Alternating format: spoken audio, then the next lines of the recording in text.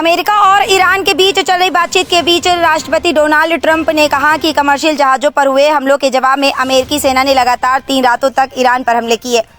Trump ने दावा किया कि इन हमलों के दौरान अमेरिकी सेना ने बार बार ईरान के रडार सिस्टम को नष्ट किया और होर्मुज स्ट्रेट से गुजरने वाले कमर्शियल तेल टैंकरों को सुरक्षा भी दी।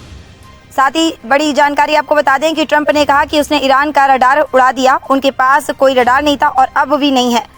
हमने कुछ रात पहले उसे फिर से उड़ा दिया। उनके पास एक बढ़िया नया रडार था, वे पूरी तरह तैयार थे और हमने पिछले हफ्ते उसे उड़ा दिया।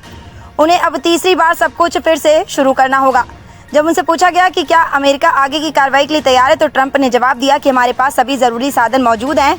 अमेरिकी नेता ने अमेरिकी नौसेना की नाकेबंदी को स्टील की दीवार बताया। उन्होंने कहा कि मैंने जो नाकेबंदी की वह असल में नाकेबंदी नहीं थी, वह स्टील की दीवार थी। हमारे पास शानदार नौसेना है, दुनिया की सबसे बेहतरीन नौसेना।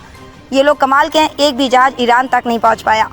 साथ ही दावा किया है कि युद्ध के बाद ईरान की अर्थव्यवस्था बुरी हालत में है। ट्रंप ने कहा कि वहां महंगाई दर 300% है और वे कोई कमाई नहीं कर रहे हैं। उन्होंने आगे कहा कि अमेरिका को उम्मीद है कि वह भविष्य में ईरान को खाद्य सामग्री का निर्यात करेगा। ट्रंप ने उन मीडिया रिपोर्टों को खारिज कर दिया जिसमें कहा गया था कि संघर्ष के कारण देश की अर्थव्यवस्था को भारी नुकसान पहुंचने के बावजूद ईरान मजबूत स्थिति में है।